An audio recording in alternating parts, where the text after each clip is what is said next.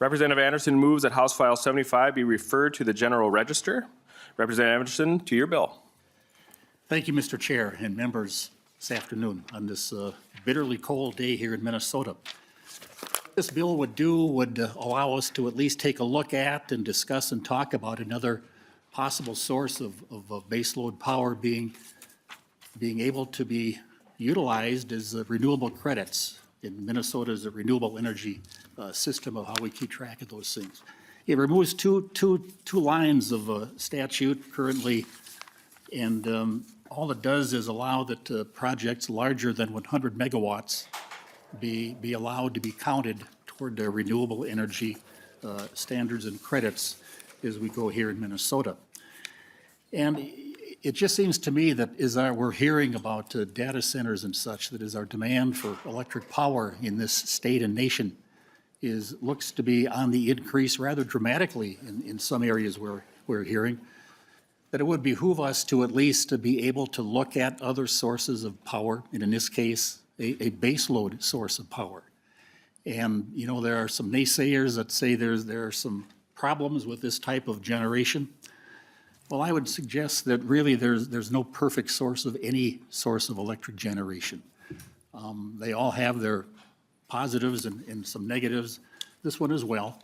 But again, it's clean energy, baseload energy, and it would do us well here in Minnesota to at least be able to look at and study this proposal and allow it to be looked at and possibly used for credits in our renewable energy system.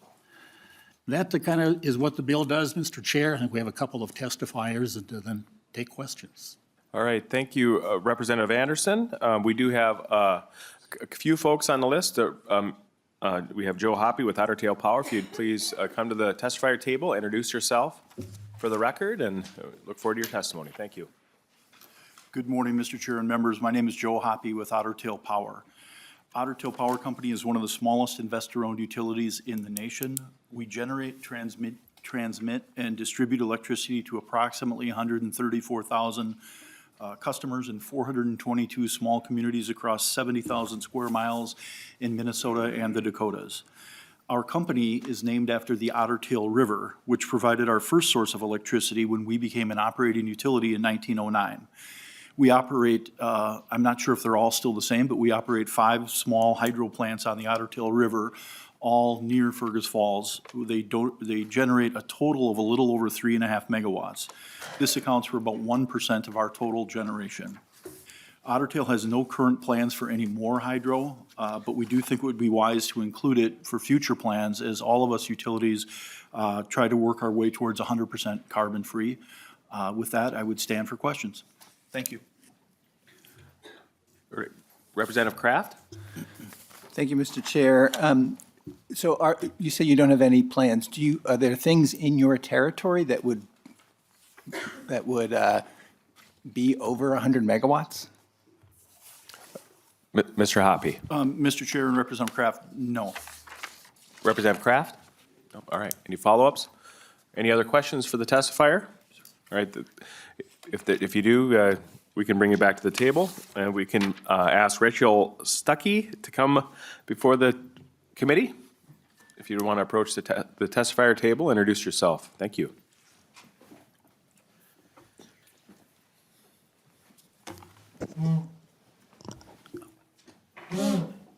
Thank you. Chair Swedzinski and committee members, thank you for the opportunity to testify today, and to Representative Anderson for bringing this bill forward. My name is Rachel Stuckey, and I'm the Executive Director of the Minnesota Conservative Energy Forum. We advocate for a market-based, all-of-the-above approach to energy. As our state works to achieve our goal of having 100% carbon-free electricity by 2040, we need to thoughtfully consider all available options in order to ensure reliability and affordability. Hydroelectric power represents a proven, dependable source of carbon-free baseload generation that can help meet our growing power needs while supporting grid stability, and House File 75 would enable us to better utilize this resource. This bill would permit any hydroelectric facility, regardless of size or operational date, to qualify as a carbon-free technology under state statute. It's important to note that this legislation does not greenlight or permit any specific projects. It simply removes unnecessary restrictions on hydroelectric power as part of our clean energy portfolio. Today, modern hydroelectric facilities of all sizes use advanced technologies to safely generate significant amounts of carbon-free power. Lifting these outdated restrictions would allow for innovations in our power infrastructure, whether building new state-of-the-art facilities or granting existing facilities the ability to upgrade equipment and increase generation. This would provide more carbon-free baseload power to complement intermittent renewable sources, and the expanded capacity would support grid reliability by providing dispatchable generation that can be scaled up when needed. We recognize there are very important considerations regarding impacts to the environment and ecosystem that must be carefully considered with hydroelectric projects, which is why FERC and state agencies have extensive regulatory processes in place. Any new or modified hydroelectric facility would still need to undergo rigorous environmental and socioeconomic review in order to meet all licensing requirements. As we work toward our clean energy future, we should ensure our policies enable rather than restrict proven technologies that can help meet our goals. We encourage the committee to advance House File 75 to unlock additional clean baseload power capacity. Thank you. Thank you. Are there any questions? Representative Acom. Thank you, Mr. Chair, and thank you to the testifier. I have, excuse me, two real brief questions. The first is, are you familiar with any projects throughout the state that would be that are being planned that would go over the existing 100 megawatt limit? Yeah, Mr. Chair, thank you. Ms. Stuckey? Not currently. As the last testifier said, it doesn't seem like there's any current plans, but again, just removing any restrictions for any possible future projects and any restrictions that may act as a deterrent currently. Thank you. Representative Acom. Thank you, Mr. Chair, and I appreciate that. And the second is maybe more of a question to the chair and the bill author in response to a comment made by the testifier, and it's that you are very, I think, appropriate in stating that there are important environmental impacts that are a result of hydropower. And so I think as you announced the bill, it was being sent to the General Register. I think because of the really important environmental impacts of hydropower, I think this bill should be going to the Environment Committee. So I would make that request to the bill author and to the chair. Representative Anderson? Mr. Chair and Representative Acom, this bill doesn't deal with any statutes pertaining to environmental law. And in the Senate, that same question was raised, and it was held over and not sent to the Environment Committee in the Senate as well. So we feel that the proper route for this bill is going right to the General Register. Thank you, Representative Acom. Brief follow-up, thank you. I will point out that in the Senate, the committee jurisdictions are somewhat different. They have the Energy and the Environment Committee. In the House, we have a different set of jurisdictions. While I appreciate, to your point, that the statutes aren't impacted, the subject area is. So I would just, again, renew my request that this bill be heard by the Environment Committee. And maybe change that to a question. Have you spoken to the Environment Chair about this bill? Representative Anderson. Mr. Chair, I have not, no. Representative Anderson, would you, if we move this bill forward, would you be willing to, as we send it to General Register between now and that point, if it needs to be re-referred from the General Register to the Environment Committee, would you speak to the chair of that committee? Would you be willing to send it to there if he so requests? Representative Anderson. Mr. Chair, yes, by all means, I would. All right. Representative Acom, does that satisfy your question? Well, I appreciate the intent, and I would just say that I think that in our committee process, we have opinions by a whole set of voices that sit at this table. And so I strongly encourage a stop in environment. All right. Representative Anderson, are there any other questions for Representative Anderson? Are there any other testifiers?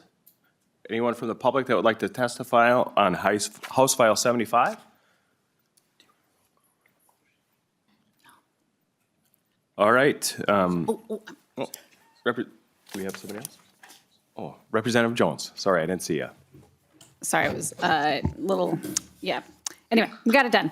Thank you, Mr. Chair, and thank you, Representative Anderson, for the opportunity to speak on this today.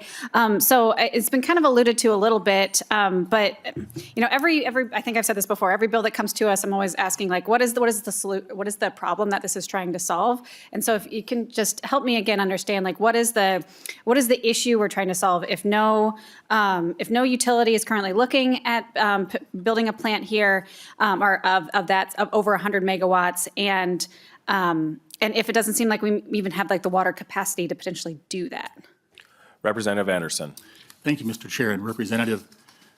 I think the obvious answer to why no company is contemplating building a facility such as this is they aren't allowed to, or it can't count towards the energy, the mandates and such. So until we would lift this so-called moratorium on large hydro, there's really no point in discussing it. And I would suggest it's much like the nuclear moratorium. There are no plans for any nuclear discussions or plants because we can't right now in Minnesota.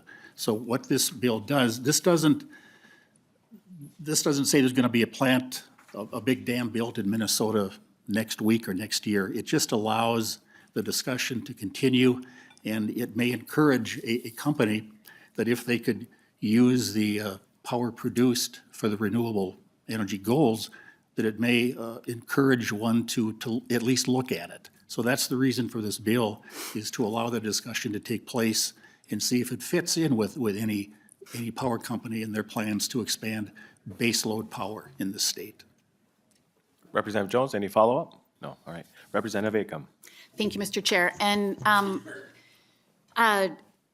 Representative Anderson, you said that the nuclear moratorium, that this is very similar, and that nobody's looking at building nuclear because we have a moratorium. And actually, that isn't the case. In several of the long-term utility plans that I've seen, there's been expressed interest in nuclear. And as I look at the hydro and a list of the existing facilities that we have in Minnesota, the largest is in the Minnesota Power territory, and it's 69 megawatts. And so with that, and the fact that nobody's talking about it or looking at it, this feels to be a solution looking for a problem, in my opinion. And so I would encourage our members to vote no. Any other questions for the bill author? Representative Anderson, do you have any final comments? Well, thanks again, Mr. Chair. Just again to remind committee members that this allows the discussion to take place, and I would encourage the passage of the bill and allow it to continue on its path, either to the General Register or to the Environment Committee. So with that, Mr. Chair, I would appreciate a positive vote. All right. Representative Anderson renews his motion that House File 75 be referred to the General Register. All those in favor, say aye. Aye. All opposed, nay. No. The ayes have it. The motion prevails, and the bill will, House File 75 will be sent to the General Register.